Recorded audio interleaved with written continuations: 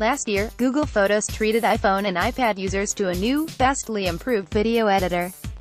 Heavily based on the Clips app originally developed by Fly Labs and acquired by Google in 2015, the basic controls for working with multiple source videos in a timeline were much easier to see and use than other editors of the time, including Apple's own iMovie app. It has been a little more than a year since it launched on iOS, and now the new movie editor is rolling out to Android users.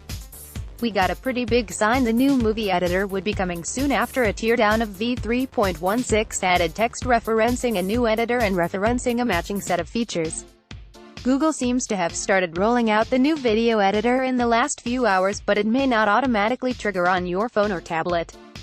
I had to update to the latest version, v3, 18.0.192689168, and restart Photos before it worked. However, once I created a movie using the new editor, I could open it on older versions of Photos, at least back to v3.17, and it would activate the new editor, as well. Left, previous movie editor. Center, new movie editor. Right, upgrade prompt. The new movie editor leaves behind the all-black background and takes on the white color scheme that has been flowing into many Google apps of late. The old UI included each of your clips and photos in a carousel across the bottom with the main video centered vertically. The new movie editor pushes the primary video viewer toward the top of the screen and stacks each of your selected clips below it and shows exactly how much of each is included in the current edit. Notably, this layout massively reduces the time it takes to make adjustments to the length of a clip. The old UI required opening each clip in a different screen and adjusting sliders. As the screenshot shows, the new layout places all of those sliders front and center for speedy edits. Left, previous movie editor. Right, new movie editor. Some functions remain fairly similar but got a new look, like repositioning clips from one spot in the timeline to another by long pressing on the thumbnail and then dragging it to a new location. Where the new editor really shines is in the additional controls.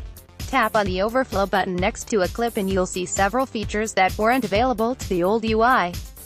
There are simple commands for moving a clip up or down in the timeline, showing or hiding the unused portions of a clip, muting the audio, inserting a new clip, duplicating the current one, or removing it from the timeline. Left, overflow menu. Center, right, before and after, hide trimmed portions. Aside from basic aesthetics, music is added in the same way it was in the old editor. Just tap on the music icon next to the main scrubber below the video and choose if you want to use your own music, various themed tracks provided by Google, or muting the music outright. For a pretty thorough guide through the history and functions of the new editor, check out a really well-made video by Mark Dodsworth demonstrating the new editor when it was first released on iOS. There are a couple of things notably still missing from the new editor. As we expected from the teardown, it doesn't support those Instagram-like visual themes. This means you can't intentionally style your videos with special filters. As Dodsworth points out in his video, this feature was supposed to return at some point.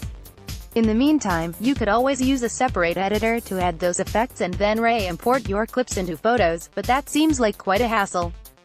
For that matter, there's no way to modify clips at all, including things like flipping or rotating the image, or censoring anything in the frame. The other feature that appears to be missing is a tool for adding text and other overlays to the timeline or clips.